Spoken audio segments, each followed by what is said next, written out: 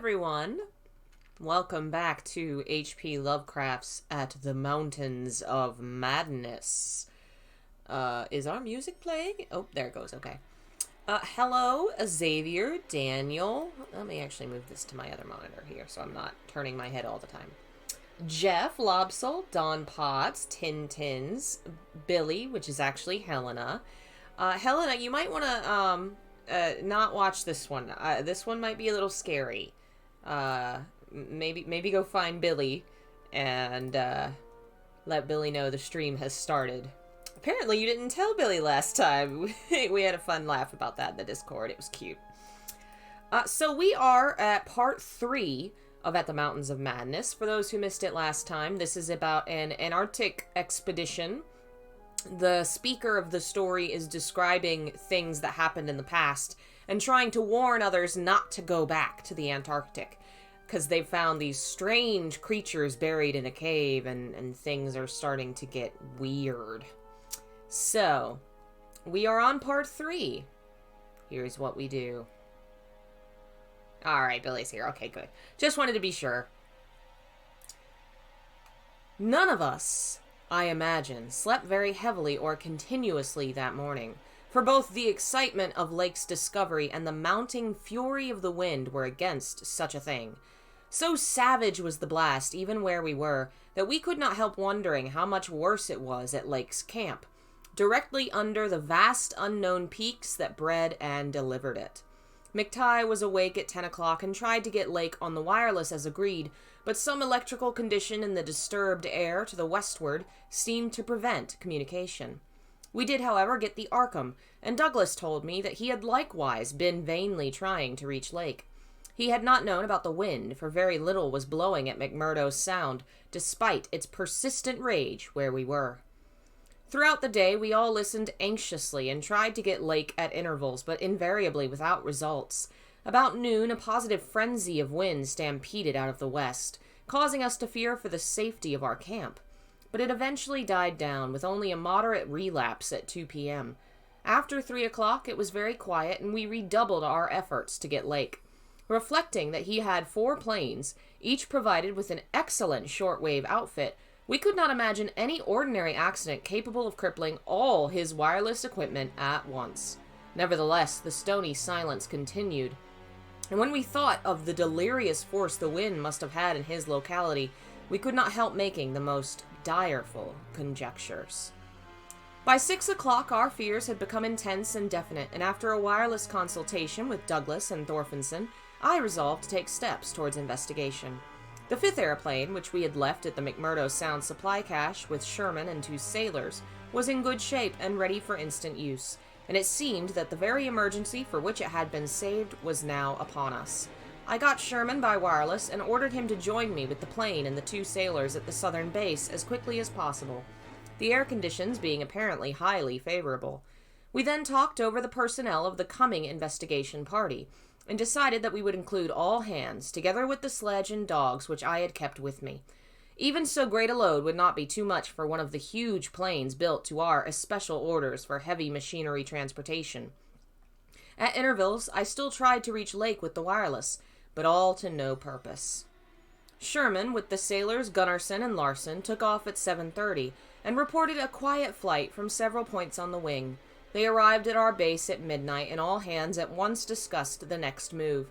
It was risky business sailing over the Antarctic in a single airplane without any line of bases, but no one drew back from what seemed like the plainest necessity. We turned in at 2 o'clock for a brief rest after some preliminary loading of the plane, but were up again in 4 hours to finish the loading and packing. At 7:15 a.m., January 25th, we started flying northwestward under McTighe's pilotage with 10 men, 7 dogs, a sledge, a fuel and food supply, and other items, including the plane's wireless outfit. The atmosphere was clear, fairly quiet, and relatively mild in temperature, and we anticipated very little trouble in reaching the latitude and longitude designated by Lake as the site of his camp. Our apprehensions were over what we might find, or fail to find, at the end of our journey, for silence continued to answer all calls dispatched to the camp. Every incident of that 4.5-hour flight is burned into my recollection because of its crucial position in my life. It marked my loss, at the age of 54, of all that peace and balance which the normal mind possesses through its accustomed conception of external nature and nature's laws. Thenceforward the 10 of us, but the student Danforth and myself above all others, were to face a hideously amplified world of lurking horrors which nothing can erase from our emotions, and which we would refrain from sharing with mankind in general if we could. The newspapers have printed the bulletins we sent from the moving plane, telling of our non-stop course, our 2 battles with treacherous upper air gales, and our glimpse of the broken surface where Lake had sunk his mid-journey shaft 3 days before, and our sight of a group of those strange fluffy snow cylinders noted by Amundsen and Bird as rolling in the wind across the endless leagues of frozen plateau. There came a point, though, when our sensations could not be conveyed in any words the press would understand, and a later point when we had to adopt an actual rule of strict censorship. The sailor Larsen was first to spy the jagged line of witch-like cones and pinnacles ahead, and his shouts sent everyone to the windows of the great cabined plane. Despite our speed, they were very slow in gaining prominence. Hence we knew that they must be infinitely far off and visible only because of their abnormal height. Little by little, however, they rose grimly into the western sky, allowing us to distinguish various bare, bleak, blackish summits, and to catch the curious sense of fantasy which they inspired as seen in the reddish Antarctic light against the provocative background of iridescent ice dust clouds. In the whole spectacle there was a persistent, pervasive hint of stupendous secrecy and potential revelation, as if these stark nightmare spires marked the pylons of a frightful gateway into forbidden spheres of dream, and complex gulfs of remote time, space, and ultra-dimensionality. I could not help feeling that they were evil things, mountains of madness whose farther slopes looked out over some accursed ultimate abyss. That seething, half-luminous cloud background held ineffable suggestions of a vague, ethereal beyondness, far more than terrestrially spatial, and gave appalling reminders of the utter remoteness, separateness, desolation, and aeon-long death of this untrodden and unfathomed austral world. It was young Danforth who drew our notice to the curious regularities of the higher mountain skyline, regularities like clinging fragments of perfect cubes, which Lake had mentioned in his messages, and which indeed justified his comparison with the dream-like suggestions of primordial temple ruins on cloudy Asian mountaintops, so subtly and strangely painted by Roerich. There was indeed something hauntingly Roerich-like about this whole unearthly continent of mountainous mystery. I had felt it in October when we first caught sight of Victoria Land, and I felt it afresh now. I felt, too, another wave of uneasy consciousness of archaean mythical resemblances, of how disturbingly this lethal realm corresponded to the evilly famed plateau of Leng in the primal writings. Mythologists have placed Leng in Central Asia, but the racial memory of man or of his predecessors is long, and it may well be that certain tales have come down from lands and mountains and temples of horror earlier than Asia, and earlier than any human world we know. A few daring mystics have hinted at a pre-Pleistocene origin for the fragmentary panoptic manuscripts, and have suggested that the devotees of Sthathogya were as alien to mankind as Sthathogya itself. Leng, wherever in space or time it might brood, was not a region I would care to be in or near, nor did I relish the proximity of a world that had ever bred such ambiguous and archaean monstrosities as those Lake had just mentioned. At the moment I felt sorry that I had ever read the abhorred Necronomicon, or talked so much with that unpleasantly erudite folklorist Wilmarth at the university. Dun dun dun. This mood undoubtedly served to aggravate my reaction to the bizarre mirage which burst upon us from the increasingly opalescent zenith as we drew near the mountains and began to make out the cumulative undulations of the foothills. I had seen dozens of polar mirages during the preceding weeks, some of them quite as uncanny and fantastically vivid as the present sample, But this one I had a wholly novel and obscure quality of menacing symbolism, and I shuddered as the seething labyrinth of fabulous walls and towers and minarets loomed out of the troubled ice vapors above our heads. The effect was that of a cyclopean city of no architecture known to man or to human imagination, with vast aggregations of night-black masonry embodying monstrous perversions of geometrical laws and attaining the most grotesque extremes of sinister bizarrerie. There were truncated cones, sometimes terraced or fluted, surmounted by tall cylindrical shafts here and there bulbously enlarged and often capped with tiers of thinnish scalloped discs, and strange, beetling, table-like constructions suggesting piles of multitudinous rectangular slabs or circular plates, or five-pointed stars with each one overlapping the one beneath. There were composite cones and pyramids, either alone or surmounting cylinders or cubes, or flatter truncated cones and pyramids, and occasional needle-like spires in curious clusters of 5. All of these febrile structures seemed knit together by tubular bridges crossing from one to the other at various dizzy heights, and the implied scale of the whole was terrifying and oppressive in its sheer giganticism. The general type of mirage was not unlike some of the wilder forms observed and drawn by the Arctic whaler Scoresby in 1820. But at this time and place, with those dark, unknown mountain peaks soaring stupendously ahead, that anomalous elder world discovery in our minds, and the pall of probable disaster enveloping the greater part of our expedition, we all seemed to find it a taint of latent malignity and infinitely evil portent. Hello, folks. Thanks for joining us. Hello, Mecha Art. I don't know about a gerbil. I do not know.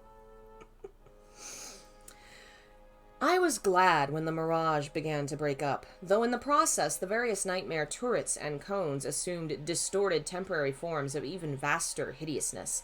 As the whole illusion dissolved to churning opalescence, we began to look earthward again, and saw that our journey's end was not far off.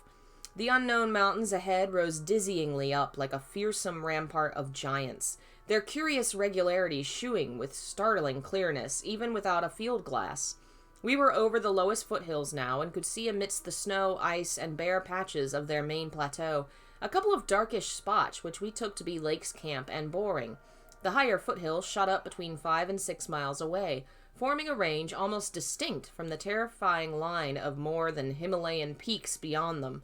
At length, Ropes, the student who had relieved McTighe at the controls, began to head downward toward the left-hand dark spot, whose size marked it as the camp. As he did so, McTighe sent out the last uncentered wireless message the world was to receive from our expedition. Everyone, of course, has read the brief and unsatisfying bulletins of the rest of our Antarctic sojourn. Some hours after our landing, we sent a guarded report of the tragedy we found, and reluctantly announced the wiping out of the whole lake party by the frightful wind of the preceding day, or of the night before that. 11 known dead, young Gedney missing. People pardoned our hazy lack of details through realization of the shock the sad event must have caused us, and believed us when we explained that the mangling action of the wind had rendered all 11 bodies unsuitable for transportation outside. Indeed, I flatter myself that even in the midst of our distress, utter bewilderment, and soul-clutching horror, we scarcely went beyond the truth in any specific instance. The tremendous significance lies in what we dared not tell, what I would not tell now but for the need of warning others off from nameless terrors. It is a fact that the wind had wrought dreadful havoc. Whether all could have lived through it, even without the other thing, is gravely open to doubt. The storm, with its fury of madly driven ice particles, must have been beyond anything our expedition had encountered before. One airplane shelter, all it seems had been left in a far too flimsy and inadequate state, was nearly pulverized, and the derrick at the distant Boring was entirely shaken to pieces. The exposed metal of the grounded planes and drilling machinery was bruised into a high polish, and the 2 of the small tents were flattened despite their snowbanking. Wooden surfaces left out in the blast were pitted and denuded of paint, and all signs of tracks in the snow were completely obliterated. It is also true that we found none of the archaean biological objects in a condition to take outside as a whole. We did gather some minerals from a vast tumbled pile, including several of the greenish soapstone fragments, whose odd five-pointed rounding and faint patterns of grouped dots caused so many doubtful comparisons, and some fossil bones, among which were the most typical of the curiously injured specimens. None of the dogs survived, their hurriedly built snow enclosure near the camp being almost wholly destroyed. The wind may have done that, though the greater breakage on the side next the camp, which was not the windward one, suggests an outward leap or break of the frantic beasts themselves. All three sledges were gone, and we had tried to explain that the wind may have blown them off into the unknown. The drill and ice melting machinery at the boring were too badly damaged to warrant salvage, so we used them to choke up that subtly disturbing gateway to the past which Lake had blasted. We likewise left at the camp the two most shaken up of the planes, since our surviving party had only 4 real pilots: Sherman, Danforth, McTighe, and Ropes, in all, with Danforth in a poor nervous state to navigate. We brought back all the books, scientific equipment, and other incidentals we could find, though much was rather unaccountably blown away. Spare tents and furs were either missing or badly out of condition. It was approximately 4 p.m. after wide plain cruising had forced us to give Gedney up for lost, that we sent our guarded message to the Arkham for relaying, and I think we did well to keep it as calm and non-committal as we succeeded in doing. The most we said about agitation concerned our dogs, whose frantic uneasiness near the biological specimens was to be expected from poor Lake's accounts. We did not mention, I think, their display of the same uneasiness when sniffing around the queer greenish soapstones and certain other objects in the disordered region, objects including scientific instruments, aeroplanes, and machinery both at the camp and at the boring, whose parts had been loosened, moved, or otherwise tampered with by winds that must have harbored singular curiosity and investigativeness. About the 14 biological specimens we were pardonably indefinite. We said that the only ones we discovered were damaged, but that enough was left of them to prove Lake's description wholly and impressively accurate. It was hard work keeping our personal emotions out of this matter, and we did not mention numbers or say exactly how we had found those which we did find. We had by that time agreed not to transmit anything suggesting madness on the part of Lake's men, and it surely looked like madness to find 6 imperfect monstrosities carefully buried upright in 9-foot snow graves under 5-pointed mounds, punched over with groups of dots in patterns exactly like those on the queer greenish soapstones dug up from Mesozoic or Tertiary times. The 8 perfect specimens mentioned by Lake seemed to have been completely blown away. We were careful, too, about the public's general peace of mind. Hence Danforth and I said little about that frightful trip over the mountains the next day. It was the fact that only a radically lightened plane could possibly cross a range of such height, which mercifully limited that scouting tour to the 2 of us. On our return at 1 a.m., Danforth was close to hysterics, but kept an admirably stiff upper lip. It took no persuasion to make him promise not to show, he spells show with an E, not to show our sketches and the other things we brought away in our pockets, not to say anything more to the others than what we had agreed to relay outside, and to hide our camera films for private development later on, so that part of my present story will be as new to Pabodie, McTighe, Ropes, Sherman, and the rest as it will be to the world in general. Indeed, Danforth is closer-mouthed than I, for he saw, or thinks he saw, one thing he will not tell even me. As all know, our report included a tale of a hard ascent, a confirmation of Lake's opinion that the great peaks are of Archean slate, and other very primal crumpled strata, unchanged since at least Middle Comachian times, a conventional comment on the regularity of the clinging cubes and rampart formations, a decision that the cave mouths indicate dissolved calcareous veins, a conjecture that certain slopes and passes would permit of the scaling and crossing of the entire range by seasoned mountaineers, and a remark that the mysterious other side holds a lofty and immense super-plateau as ancient and unchanging as the mountains themselves, 20,000 feet in elevation, with grotesque rock formations protruding through a thin glacial layer, and with low gradual foothills between the general plateau's surface and the sheer precipices of the highest peaks. This body of data is in every respect true so far as it goes, and it completely satisfied the men at the camp. We laid our absence of 16 hours, a longer time than our announced flying, landing, reconnoitering, and rock collecting program called for, to a long mythical spell of adverse wind conditions, and told truly of our landing on the farther foothills. Fortunately, our tale sounded realistic and prosaic enough not to tempt any of the others into emulating our flight. Had any tried to do that, I would have used every ounce of my persuasion to stop them, and I do not know what Danforth would have done. While we were gone, Peabody, Sherman, Ropes, McTighe, and Williamson had worked like beavers over Lake's two best planes, fitting them again for use despite the altogether unaccountable juggling of their operative mechanism. We decided to load all the planes the next morning and start back for our old base as soon as possible. Even though indirect, that was the safest way to work toward McMurdo Sound. For a straight-line flight across the most utterly unknown stretches of the aeon-dead continent would involve many additional hazards. Further exploration was hardly feasible in view of our tragic decimation and the ruin of our drilling machinery, and the doubts and horrors around us, which we did not reveal, made us wish only to escape from this austral world of desolation and brooding madness as swiftly as we could.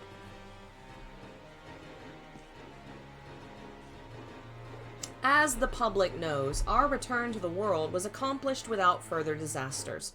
All planes reached the old base on the evening of the next day, January 27th, after a swift, non-stop flight, and on the 28th we made McMurdo Sound in 2 laps, the one pausing being very brief, and occasioned by a faulty rudder in the furious wind over the ice shelf after we had cleared the Great Plateau.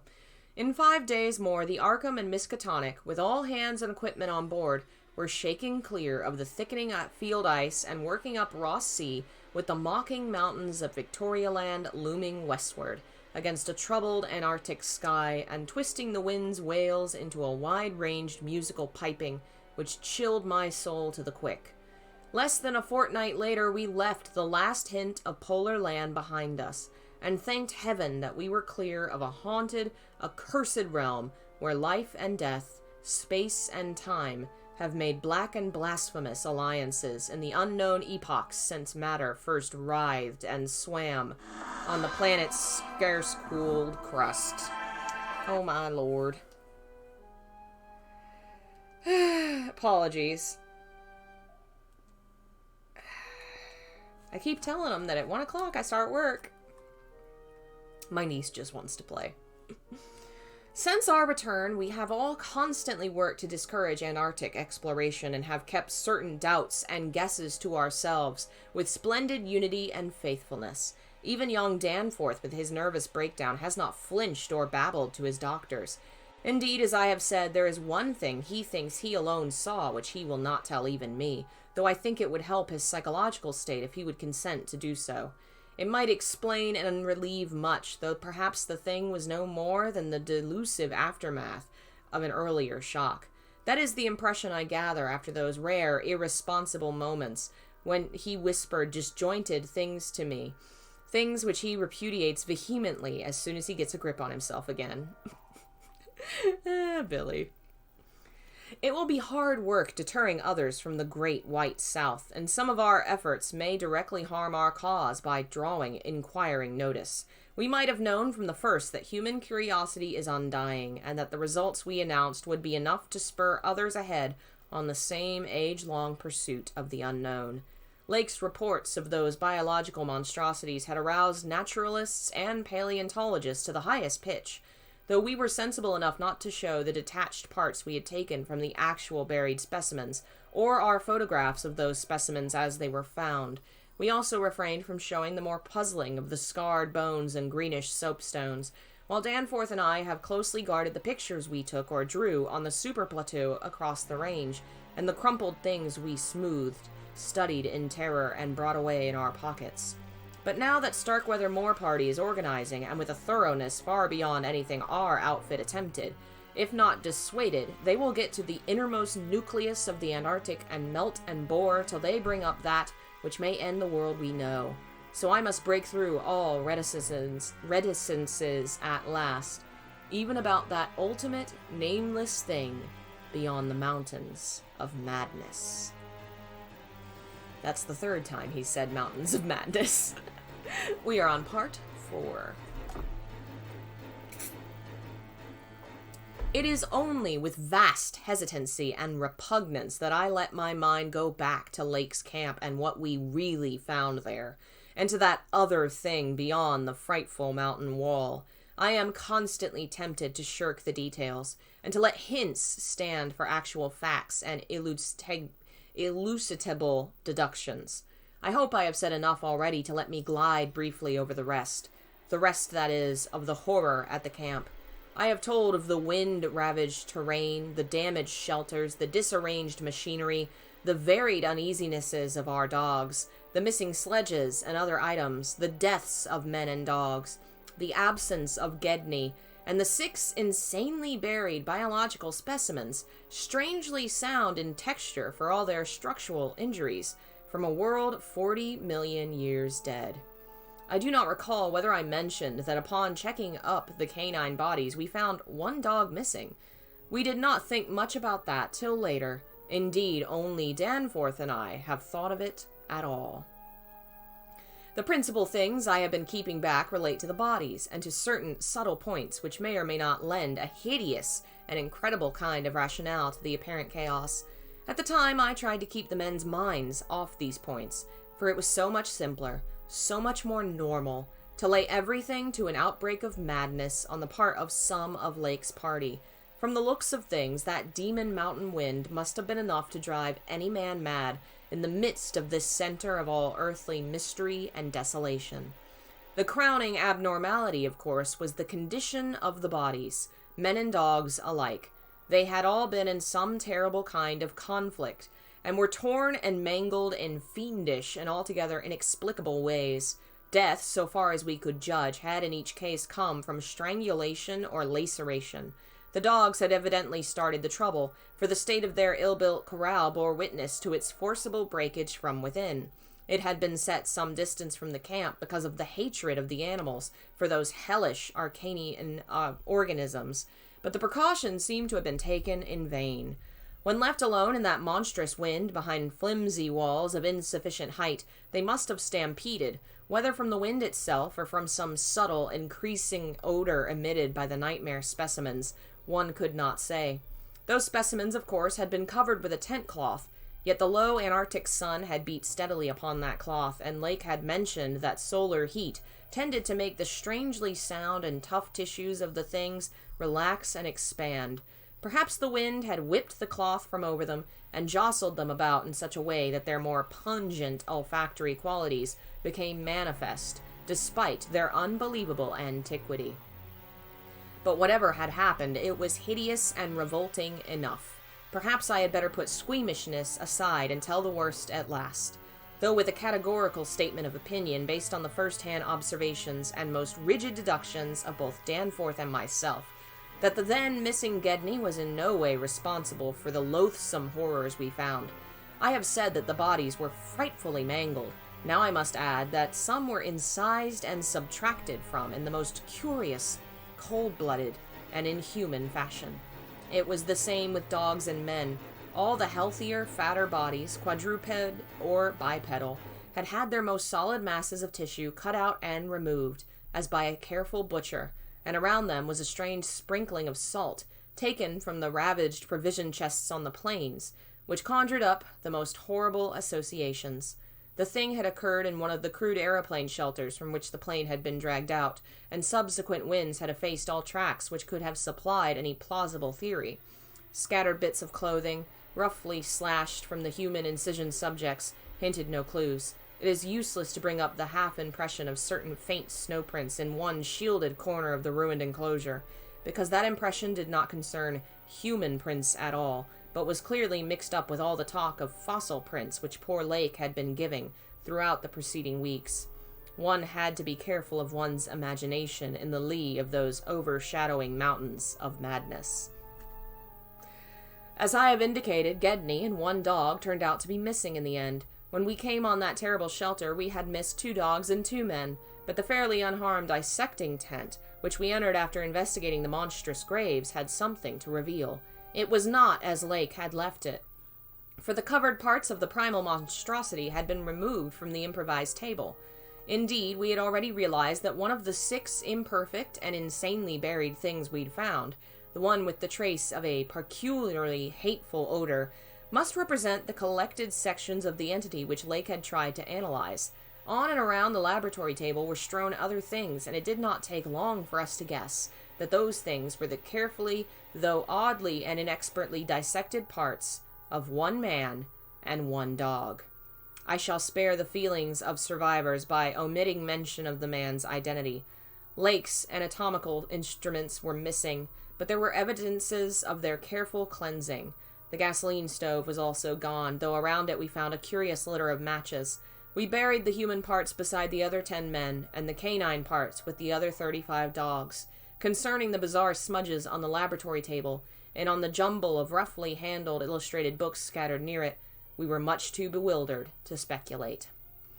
This formed the worst of the camp horror, but other things were equally perplexing. The disappearance of Gedney, the 1 dog, the 8 uninjured biological specimens, the 3 sledges and certain instruments, illustrated technical and scientific books, writing materials, electric torches and batteries, food and fuel, heating apparatus, spare tents, fursuits, and the like, was utterly beyond sane conjecture, as were likewise the spatter-fringed ink blots on certain pieces of paper, and the evidences of curious alien fumbling and experimentation around the planes and all of the mechanical devices, both at the camp and at the boring.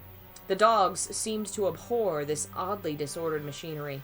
Then, too, there was the upsetting of the larder, the disappearance of certain staples, and the jarringly comical heap of tin cans pried open in the most unlikely ways and at the most unlikely places. The profusion of scattered matches, intact, broken, or spent, formed another minor enigma, as did the 2 or 3 tent cloths and fursuits which we found lying about with peculiar and unorthodox slashings, conceivably due to clumsy efforts at unimaginable adaptations. The maltreatment of the human and canine bodies and the crazy burial of the damaged Archaean specimens were all of a piece with this apparent disintegrative madness. In view of just such an eventuality as the present one, we carefully photographed all the main evidences of insane disorder at the camp, and shall use the prints to buttress our pleas against the departure of the proposed Starkweather Moor expedition.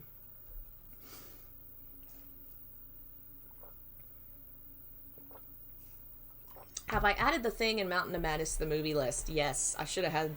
I didn't realize Mountain of Madness had a movie. I should have thought of that. The Thing is one I haven't seen, so we will definitely have to put those on the list.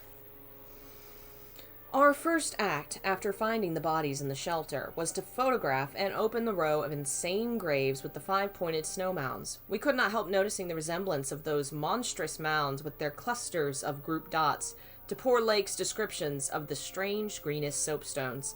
And when we came on some of the soapstones themselves in the great mineral pile, we found the likeness close indeed. The whole general formation, it must be made clear, seemed abominably suggestive of the starfish head of the Archaean entities, and we agreed that the suggestion must have worked potently upon the sensitized minds of Lake's overwrought party. Our own first sight of the actual buried entities formed a horrible moment, and sent the imaginations of Pabodie and myself back to some of the shocking primal myths we had read and heard. We all agreed that the mere sight and continued presence of the things must have cooperated with the oppressive polar solitude and Damon mountain wind in driving Lake's party mad. For madness, centering in Gedney as the only possible surviving agent, was the explanation spontaneously adopted by everybody so far as spoken utterance was concerned, though I will not be so naive as to deny that each of us may have harbored wild guesses which sanity forbade him to formulate completely. Sherman, Pabodie, and McTighe made an exhaustive airplane cruise over all the surrounding territory in the afternoon, sweeping the horizon with field glasses in quest of Gedney and of the various missing things, but nothing came to light. The party reported that the Titan barrier range extended endlessly to right and left alike, without any diminution in height or essential structure. On some of the peaks, though, the regular cube and rampart formations were bolder and plainer, having doubly fantastic similitudes to Rorik-painted Asian hill ruins. The distribution of cryptical cave mouths on the black snow-denuded summits seemed roughly even as far as the range could be traced. In spite of all the prevailing horrors, we were left with enough sheer scientific zeal and adventurousness to wonder about the unknown realm beyond those mysterious mountains. As our guarded message stated, we rested at midnight after our day of terror and bafflement, but not without a tentative plan for one or more range-crossing altitude flights in a lightened plane with aerial camera and geologist's outfit, beginning the following morning. It was decided that Danforth and I try it first, and we waked at 7 a.m. intending an early trip, though heavy winds, mentioned in our brief bulletin to the outside world, delayed our start till nearly 9 o'clock. I have already repeated the non-committal story we told the men at camp, and relayed outside after our return 16 hours later. It is now my terrible duty to amplify this account by filling in the merciful blanks with hints of what we really saw in the hidden transmontane world, hints of the revelations which have finally driven Danforth to a nervous collapse. I wish he would add a really frank word about the thing which he thinks he alone saw, even though it was probably a nervous delusion, and which was perhaps the last straw that put him where he is, but he is firm against that. All I can do is repeat his later disjointed whispers about what set him shrieking as the plane soared back through the wind-tortured mountain pass after that real and tangible shock which I shared. This will form my last word. If the plain signs of surviving elder horrors in what I disclose be not enough to keep others from meddling with the inner Antarctic, or at least from prying too deeply beneath the surface of that ultimate waste of forbidden secrets and inhuman, aeon-cursed desolation, the responsibility for unnameable and perhaps immeasurable evils will not be mine. Danforth and I, studying the notes made by Peabody in his afternoon flight and checking up with a sextant, had calculated that the lowest available pass in the range lay somewhat to the right of us, within sight of camp, and about 23,000 or 24,000 feet above sea level. For this point, then, we first headed in the lightened plane as we embarked on our flight of discovery. The camp itself, on foothills which sprang from a high continental plateau, was some 12,000 feet in altitude. Hence, the actual height increase necessary was not so vast as it might seem. Nevertheless, we were acutely conscious of the rarefied air and intense cold as we rose, for on account of visibility conditions we had to leave the cabin windows open. We were dressed, of course, in our heaviest furs. As we drew near the forbidden peaks, dark and sinister above the line of crevasse-riven snow and interstitial glaciers, we noticed more and more the curiously regular formations clinging to the slopes, and thought again of the strange ancient paintings of Nicholas Roerich. I think that's 5 times. The ancient and wind-weathered rock strata fully verified all of Lake's bulletins and proved that these hoary pinnacles had been towering up in exactly the same way since a surprisingly early time in Earth's history, perhaps over 50 million years. How much higher they had once been, it is futile to guess, but everything about this strange region pointed to obscure atmospheric influences unfavorable to change, and calculated to retard the usual climactic processes of rock disintegration. But it was the mountainside tangle of regular cubes, ramparts, and cave mouths which fascinated and disturbed us most. I studied them with a field glass and took aerial photographs whilst Danforth drove, and at times relieved him at the controls, though my aviation knowledge was purely an amateur's, to let him use the binoculars. We could easily see that much of the material of the things was a lightish Archean quartzite, unlike any formation visible over broad areas of the general surface, and that their regularity was extreme and uncanny to an extent which poor Lake had scarcely hinted. As he had said, their edges were crumbling and rounded from untold aeons of savage weathering, but their preternatural solidity and tough material had saved them from obliteration. Many parts, especially those closest to the slopes, seemed identical in substance with the surrounding rock surface. The whole arrangement looked like the ruins of Machu Picchu in the Andes, or the primal foundation walls of Kish as dug up by the Oxford Field Museum expedition in 1929. And both Danforth and I obtained that occasional impression of separate cyclopean blocks which Lake had attributed to his flight companion Carroll. How to account for such things in this place was frankly beyond me, and I felt queerly humbled as a geologist. Igneous formations often have strange regularities, like the famous Giant's Causeway in Ireland, but this stupendous range, despite Lake's original suspicion of smoking cones, was above all else non-volcanic in evident structure. The curious cave mouths, near which the odd formations seemed most abundant, presented another, albeit a lesser, puzzle because of their regularity of outline. They were, as Lake's bulletin had said, often approximately square or semicircular, as if the natural orifices had been shaped to greater symmetry by some magic hand. Their numerousness and wide distribution were remarkable, and suggested that the whole region was honeycombed with tunnels dissolved out of limestone strata. Such glimpses as we secured did not extend far within the caverns, but we saw that they were apparently clear of stalactites and stalagmites. Outside those parts of the mountain slopes adjoining the apertures seemed invariably smooth and regular, and Danforth thought that the slight cracks and pittings of the weathering tended towards unusual patterns. Filled as he was with the horrors and strangenesses discovered at the camp, he hinted that the pittings vaguely resembled those baffling groups of dots sprinkled over the primeval greenish soapstones, so hideously duplicated on the madly conceived snow mounds above those 6 buried monstrosities. We had risen gradually in flying over the higher foothills and along toward the relatively low pass we had selected. As we advanced, we had occasionally looked down at the snow and ice of the land route, wondering whether we could have attempted the trip with the simpler equipment of earlier days. Somewhat to our surprise, we saw that the terrain was far from difficult as such things go, and that despite the crevasses and other bad spots, it would not have been likely to deter the sledges of a Scott, a Shackleton, or a Amundsen. Some of the glaciers appeared to lead up to wind-bared passes with unusual continuity, and upon reaching our chosen pass, we found that its case formed no exception. Our sensations of tense expectancy as we prepared to round the crest and peer out over an untrodden world can hardly be described on paper, even though we had no cause to think the regions beyond the range essentially different from those already seen and traversed. The touch of evil mystery in these barrier mountains, and in the beckoning sea of opalescent sky glimpsed betwixt their summits, was a highly subtle and attenuated matter not to be explained in literal words. Rather was it an affair of vague psychological symbolism and aesthetic association, a thing mixed up with exotic poetry and paintings and with archaic myths lurking in shunned and forbidden volumes.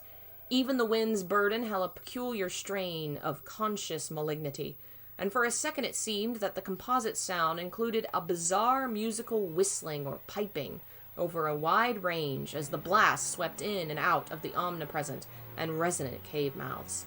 There was a cloudy note of reminiscent repulsion in the sound, as complex and unplaceable as any of the other dark impressions. We were now, after a slow ascent, at a height of 23,570 feet, according to the aneroid, and had left the region of clinging snow definitely below us. Up here were only dark, bare rock slopes and the start of rough-ribbed glaciers, but with those provocative cubes, ramparts, and echoing cave mouths to add a portent of the unnatural, the fantastic, and the dreamlike. Looking along the line of high peaks, I thought I could see the one mentioned by poor Lake, with a rampart exactly on top. It seemed to be the half-lost in a queer Antarctic haze, such a haze, perhaps, as had been responsible for Lake's early notion of volcanism. The pass loomed directly before us, smooth and windswept beneath its jagged and malignly frowning pylons. Beyond it was a sky fretted with swirling vapors and lighted by the low polar sun, the sky of that mysterious farther realm upon which we felt no human eye had ever gazed. A few more feet of altitude and we would behold that realm. Danforth and I, unable to speak except in shouts amidst the howling, piping wind that raced through the pass and added to the noise of the unmuffled engines, exchanged eloquent glances, and then, having gained those last few feet, we did indeed stare across the momentous divide and over the unsampled secrets of an elder and utterly alien Earth. Part 5. I think that both of us simultaneously cried out in mixed awe, wonder, terror, and disbelief in our senses as we finally cleared the pass and saw what lay beyond. Of course, we must have had some natural theory in the back of our heads to steady our faculties for the moment. Probably we thought of such things as the grotesquely weathered stones of the Garden of the Gods in Colorado, or the fantastically symmetrical wind-carved rocks of the Arizona desert. Perhaps we even half thought the sight a mirage, like that we had seen the morning before on first approaching those mountains of madness. We must have had some such normal notions to fall back upon as our eyes swept that limitless, tempest-scarred plateau and grasped the almost endless labyrinth of colossal, regular, and geometrically eurythmic stone masses which reared their crumbled and pitted crests above a glacial sheet not more than 40 or 50 feet deep at its thickest, and in places obviously thinner. Thank you for the support, Daniel. I'm glad you're enjoying it. The effect of the monstrous sight was indescribable, for some fiendish violation of known natural law seemed certain at the outset. Here, on a hellishly ancient tableland fully 20,000 feet high, and in a climate deadly to habitation since a pre-human age not less than 500,000 years ago, there stretched nearly to the vision's limit a tangle of orderly stone, which only the desperation of mental self-defense could possibly attribute to any but a conscious and artificial cause. We had previously dismissed, so far as serious thought was concerned, any theory that the cubes and ramparts of the mountainside were other than natural in origin. How could they be otherwise, when man himself could scarcely have been differentiated from the great apes at the time when this region succumbed to the present unbroken reign of glacial death? Yet now the sway of reason seemed irrefutably shaken, for this cyclopean maze of squared, curved, and angled blocks had features which cut off all comfortable refuge. It was very clearly the blasphemous city of the mirage in stark, objective, and elucidable reality. That damnable portent had had a material basis after all. There had been some horizontal stratum of ice dust in the upper air, and this shocking stone survival had projected its image across the mountains according to the simple laws of reflection. Of course, the phantom had been twisted and exaggerated, and had contained things which the real source did not. Yet now, as we saw that real source, we thought it even more hideous and menacing than its distant image. Only the incredible, unhuman massiveness of these vast stone towers and ramparts had saved the frightful thing from utter annihilation in the hundreds of thousands, perhaps millions of years it had brooded there amidst the blasts of a bleak upland. Corona mundi, roof of the world. All sorts of fantastic phrases sprang to our lips as we looked dizzily down at the unbelievable spectacle. I thought again of the eldritch primal myths that had so persistently haunted me since my first sight of this dead Antarctic world, of the demoniac plateau of Leng, of the Migo, or abominable snowmen of the Himalayas, I've said this word before, narcotic, it's one of his fictional words. Why am I tripping on it now? I think it's narcotic manuscripts. Let's see. Panoptic manuscripts, possibly. The panoptic manuscripts with their pre-human implications, of the Cthulhu cult, of the Necronomicon, of the Hyperborean legends of formless Thagostha, and worse than formless star spawn associated with the semi-entity. For boundless miles in every direction, the thing stretched off with very little thinning. Indeed, as our eyes followed it to the right and left along the base of the low, gradual foothills which separated it from the actual mountain rim, we decided we could see no thinning at all except for an interruption at the left of the pass through which we'd come. We'd merely struck at random a limited part of something of incalculable extent. The foothills were more sparsely sprinkled with grotesque stone structures, linking the terrible city to the already familiar cubes and ramparts which evidently formed its mountain outposts. These latter, as well as the queer cave mouths, were as thick on the inner as on the outer sides of the mountain. The nameless stone labyrinth consisted, for the most part, of walls from 10 to 150 feet in ice-clear height, and of a thickness varying from 5 to 10 feet. It was composed mostly of prodigious blocks of dark primordial slate, schist, and sandstone, blocks in many cases as large as 4 by 6 by 8 feet, though in several places it seemed to be carved out of a solid, uneven bedrock of Precambrian slate. The buildings were far from equal in size, there being innumerable honeycomb arrangements of enormous extent, as well as smaller separate structures. The general shape of these things tended to be conical, pyramidal, or terraced, though there were many perfect cylinders, perfect cubes, clusters of cubes, and other rectangular forms, and a peculiar sprinkling of angled edifices, whose 5-pointed ground plan roughly suggested modern fortifications. The builders had made constant and expert use of the principles of the arch, and domes had probably existed in the stone city's heyday. The whole tangle was monstrously weathered, and the glacial surface from which the towers projected was strewn with fallen rocks and immemorial debris. Where the glaciation was transparent, we could see the lower part of the gigantic piles and noticed the ice-preserved stone bridges which connected the different towers at varying distances above the ground. On the exposed walls, we could detect the scarred places where other and higher bridges of the same sort had existed. Closer inspection revealed countless largish windows, some of which were closed with shutters of a petrified material, originally wood, though most gaped open in a sinister and menacing fashion. Many of the ruins, of course, were roofless and with uneven, though wind-rounded upper edges, whilst others of a more sharply conical or pyramidal model, or else protected by higher surrounding structures, preserved intact outlines despite the omnipresent crumbling and pitting. With the field glass, we could barely make out what seemed to be sculptural decorations in horizontal bands, decorations including those curious groups of dots, whose presence on the ancient soapstones now assumed a vastly larger significance. In many places, the buildings were totally ruined, and the ice sheet deeply riven from various geologic causes. In other places, the stonework was worn down to the very level of the glaciation. One broad swath, extending from the plateau's interior to a cleft in the foothills about a mile to the left of the pass we'd traversed, was wholly free from buildings, and probably represented, we concluded, the course of some great river in which tertiary times, millions of years ago, had poured through the city and into some prodigious subterranean abyss of the Greater Barrier Range. Certainly, this was above all a region of caves, gulfs, and underground secrets beyond human penetration. Looking back to our sensations and recalling our dazedness at viewing this monstrous survival from aeons we had thought pre-human, I can only wonder that we preserved the semblance of our equilibrium which we did.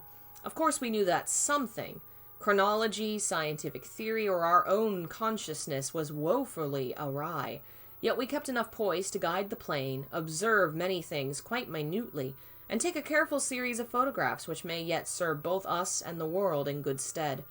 In my case, ingrained scientific habit may have helped, for above all my bewilderment and sense of menace there burned a dominant curiosity to fathom more of this age-old secret, to know what sort of beings had built and lived in this incalculably gigantic place, and what relation to the general world of its time or of other times so unique a concentration of life could have had. For this place could be no ordinary city. It must have formed the primary nucleus and center of some archaic and unbelievable chapter of Earth's history, whose outward ramifications, recalled only dimly in the most obscure and distorted myths, had vanished utterly amidst the chaos of terrene convulsions long before any human race we know had shambled out of apedom. Here sprawled a Paleogean megalopolis compared with which the fabled Atlantis and Lemuria, Camorium and Zul'Darom and Althoe in the land of Lomar are recent things of today, not even of yesterday. A megalopolis ranking with such whispered pre-human blasphemies as Valusia, Relay, Ib in the land of Minar, and the nameless city of Arabia Deserta. As we flew above the tangle of stark Titan towers, my imagination sometimes escaped all bounds and roved aimlessly in realms of fantastic associations, even weaving links betwixt this lost world and some of my own wildest dreams concerning the mad horror at the camp. Bye, Jeff. See you later. Thanks for joining us. The plane's fuel tank, in the interest of greater lightness, had been only partially filled, hence we now had to exert caution in our explorations. Even so, however, we covered an enormous extent of ground, or rather air, after swooping down to a level where the wind became virtually negligible. There seemed to be no limit to the mountain range, or to the length of the frightful stone which bordered its inner foothills, being diversifications, such as the carvings on the canyon where that broad river had once pierced the foothills, and approached its sinking place in the great range. The headlands at the stream's entrance had been boldly carved into cyclopean pylons, and something about the ridgy, barrel-shaped design stirred up oddly vague, hateful, and confusing semi-remembrances in both Danforth and me. Sorry, Jeff, I thought you said you were heading out already. We also came upon several star-shaped open spaces, evidently public squares, and noted various undulations in the terrain. Where a sharp hill rose, it was generally hollowed out into some sort of rambling stone edifice, but there were at least two exceptions. Of those latter, one was too badly weathered to disclose what had been on the jutting eminence, while the other still bore a fantastic conical monument carved out of solid rock, and roughly resembling such things as the well-known snake tomb in the ancient valley of Petra. Flying inland from the mountains, we discovered that the city was not of infinite width, even though its length along the foothills seemed endless. After about 30 miles, the grotesque stone buildings began to thin out, and in 10 more miles we came to an unbroken waste virtually without signs of sentient artifice. The course of the river beyond the city seemed marked by a broad depressed line, while the land assumed a somewhat greater ruggedness, seeming to slope slightly upward as it receded into the mist-hazed west. So far we had made no landing, yet to leave the plateau without an attempt at entering some of the monstrous structures would have been inconceivable. Accordingly, we decided to find a smooth place on the foothills near our navigable pass, there grounding the plane and preparing to do some exploration on foot. Though these gradual slopes were partly covered with a scattering of ruins, low flying soon disclosed an ample number of possible landing places. Selecting that nearest to the pass, since our next flight would be across the Great Range and back to camp, we succeeded about 12:30 p.m. in coming down on a smooth, hard snowfield wholly devoid of obstacles and well adapted to a swift and favorable takeoff later on. It did not seem necessary to protect the plane with a snow banking for so brief a time and in so comfortable an absence of high winds at this level. Hence we merely saw that the landing skis were safely lodged and that the vital parts of the mechanism were guarded against the cold. For our foot journey, we discarded the heaviest of our flying furs and took with us a small outfit consisting of pocket compass, hand camera, light provisions, voluminous notebooks and paper, geologist's hammer and chisel, specimen bags, coil of climbing rope, and powerful electric torches with extra batteries. This equipment having been carried in the plane on the chance that we might be able to effect a landing, take ground pictures, make drawings and topographical sketches, and obtain rock specimens from some bare slope, outcropping, or mountain cave. Fortunately, we had a supply of extra paper to tear up, place in a spare specimen bag, and use on the ancient principle of hare and hounds for marking our course in any interior mazes we might be able to penetrate. This had been brought in case we found some cave system with air quiet enough to allow such a rapid and easy method in place of the usual rock chipping method of trail blazing.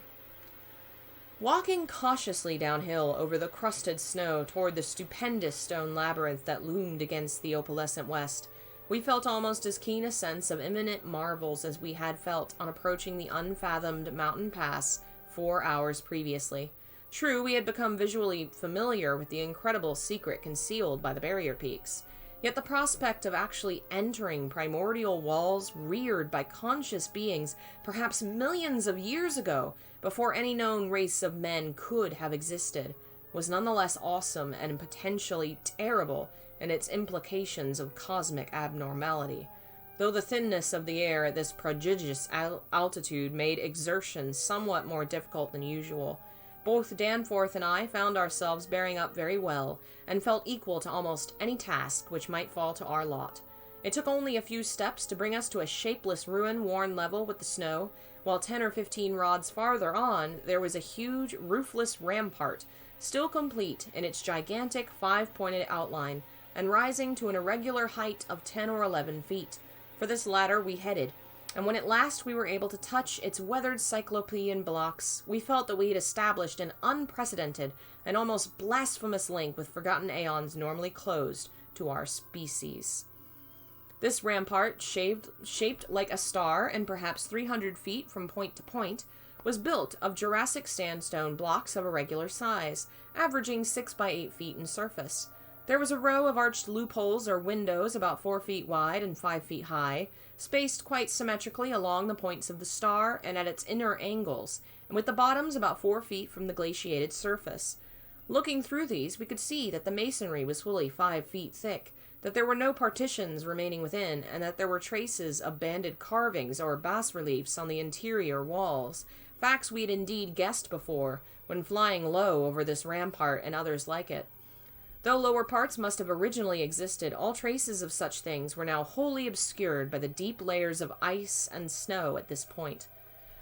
We crawled through one of the windows and vainly tried to decipher the nearly effaced mural designs, but did not attempt to disturb the glaciated floor. Our orientation flights had indicated that many buildings in the city proper were less ice-choked, and we might perhaps find wholly clear interiors leading down to true ground level, if we entered those structures still roofed at the top. Before we left the rampart, we photographed it carefully and studied its mortarless cyclopean masonry with complete bewilderment. We wished that Pabodie were present, for his engineering knowledge might have helped us guess how such titanic blocks could have been handled in that unbelievably remote age when the city and its outskirts were built up. The half-mile walk downhill to the actual city, with the upper wind shrieking vainly and savagely through the skyward peaks in the background, was something whose smallest detail will always remain engraved on my mind. Only in fantastic nightmares could any human beings but Danforth and me conceive such optical effects. Between us and the churning vapors of the west lay that monstrous tangle of dark stone towers, its outer and incredible forms impressing us afresh at every new angle of vision. It was a mirage in solid stone, and were it not for the photographs, I would still doubt such a thing could be. The general type of masonry was identical with that of the rampart we had examined, but the extravagant shapes which this masonry took in its urban manifestations were all past description. Clearly I need more water. Even the pictures illustrate only one or two phases of its infinite bizarrerie, endless variety, preternatural massiveness, and utterly alien exoticism. There were geometrical forms for which an Euclid could scarcely find a name, cones of all degrees of irregularity and truncation, terraces of every sort of provocative disproportion, shafts with odd bulbous enlargements, broken columns in curious groups, and five-pointed or five-ridged arrangements of mad grotesqueness. As we drew nearer, we could see beneath certain transparent parts of the ice sheet, and detect some of the tubular stone bridges that connected the crazily sprinkled structures at various heights. Of orderly streets there seemed to be none, the only broad open swath being a mile to the left, where the ancient river had doubtlessly flowed through the town into the mountains. Our field glasses showed the external horizontal bands of nearly effaced sculptures and dot groups to be very prevalent, and we could half imagine what the city must have once looked like, even though most of the roofs and tower tops had necessarily perished. As a whole, it had been a complex tangle of twisted lanes and alleys, all of them deep canyons, and some little better than tunnels because of the overhanging masonry or overarching bridges. Now, outspread below us, it loomed like a dream fantasy against a westward mist, through whose northern end the low, reddish, Antarctic sun of early afternoon was struggling to shine. And when for a moment that sun encountered a denser obstruction and plunged the scene into temporary shadow, the effect was subtly menacing in a way I can never hope to depict. Even the faint howling and piping of the unfelt wind in the great mountain passes behind us took on a wilder note of purposeful malignity. The last stage of our descent to the town was unusually steep and abrupt, and a rock outcropping at the edge where the grade changed led us to think that an artificial terrace had once existed there. Under the glaciation, we believed, there must be a flight of steps, or its equivalent. When at last we plunged into the labyrinthine town itself, clambering over fallen masonry and shrinking from the oppressive nearness and dwarfing height of omnipresent crumbling and pitted walls, our sensations again became such that I marvel at the amount of self-control we retained. Danforth was frankly jumpy, and began making some offensively irrelevant speculations about the horror at the camp, which I resented all the more because I could not help sharing certain conclusions forced upon us by many features of this morbid survival from nightmare antiquity. The speculations worked on his imagination, too, for in one place, where a debris-littered alley turned a sharp corner, he insisted that he saw faint traces of ground markings which he did not like, whilst elsewhere he stopped to listen to a subtle imaginary sound from some undefined point. A muffled musical piping, he said, not unlike that of the wind in the mountain caves, yet somehow disturbingly different. The ceaseless five-pointedness of the surrounding architecture and of the few distinguishable mural arabesques had a dimly sinister suggestiveness we could not escape, and gave us a touch of terrible subconscious certainty concerning the primal entities which had reared and dwelt in this unhallowed place. Nevertheless, our scientific and adventurous souls were not wholly dead, and we mechanically carried out our program of chipping specimens from all the different rock types represented in the masonry. We wished a rather full set in order to draw better conclusions regarding the age of the place. Nothing in the greater outer walls seemed to date from later than the Jurassic and Comachian periods, nor was any piece of stone in the entire place of a greater recency than the Pliocene age. In stark certainty, we were wandering amidst a death which had reigned at least 500,000 years, and in all probability, even more. As we proceeded through this maze of stone-shadowed twilight, we stopped at all available apertures to study interiors and investigate entrance possibilities. Some were above our reach, whilst others led only to ice-choked ruins as unroofed and barren as the rampart on the hill. One, though, spacious and inviting, opened on a seemingly bottomless abyss, without visible means of descent. Now and then we had a chance to study the petrified wood of a surviving shutter and were impressed by the fabulous antiquity implied in the still discernible grain. These things had come from Mesozoic gymnosperms and conifers, especially Cretaceous cycads, and from fan palms and early angiosperms of plainly tertiary date. Nothing definitely later than the Pliocene could be discovered. In the placing of these shutters, whose edges shewed the former presence of queer and long-vanished hinges, usage seemed to be varied, some being on the outer and some on the inner side of the deep embrasures. They seemed to have become wedged in place, thus surviving the rusting of their former and probably metallic fixtures and fastenings. After a time we came across a row of windows, in the bulges of a colossal five-ridged cone of undamaged apex, which led into a vast, well-preserved room with stone flooring, but these were too high in the room to permit descent without a rope. We had a rope with us, but did not wish to bother with this 20-foot drop unless obliged to, especially in this thin plateau air where great demands were made upon the heart action. This enormous room was probably a hall or concourse of some sort, and our electric torches shewed bold, distinct, and potentially startling sculptures arranged round the walls in broad horizontal bands separated by equally broad strips of conventional arabesques. We took careful note of this spot, planning to enter here unless a more easily gained interior were encountered. Alright, let me check real quick how much... Okay, yeah, we are at the end. Finally, though, we did encounter exactly the opening we wished. An archway about 6 feet wide and 10 feet high, marking the former end of an aerial bridge which had spanned an alley about 5 feet above the present level of glaciation. These archways, of course, were flush with upper-story floors, and in this case, one of the floors still existed. The building thus accessible was a series of rectangular terraces on our left facing westward. That across the alley, where the other archway yawned, was a decrepit cylinder with no windows, and with a curious bulge about 10 feet above the aperture. It was totally dark inside, and the archway seemed to open on a well of illimitable emptiness. Heaped debris made the entrance to the vast left-hand building doubly easy, yet for a moment we hesitated before taking advantage of the long-wished chance. For though we had penetrated into this tangle of archaic mystery, it required fresh resolution to carry us actually inside a complete and surviving building of a fabulous elder world, whose nature was becoming more and more hideously plain to us. In the end, however, we made the plunge, and scrambled up over the rubble into the gaping embrasure. The floor beyond was of great slate slabs, and seemed to form the outlet of a long, high corridor with sculptured walls. Observing the many inner archways which led off from it, and realizing the probable complexity of the nest of apartments within, we decided that we must begin our system of hare and hound trailblazing. Hitherto our compasses, together with frequent glimpses of the vast mountain range between the towers in our rear, had been enough to prevent our losing our way, but from now on the artificial substitute would be necessary.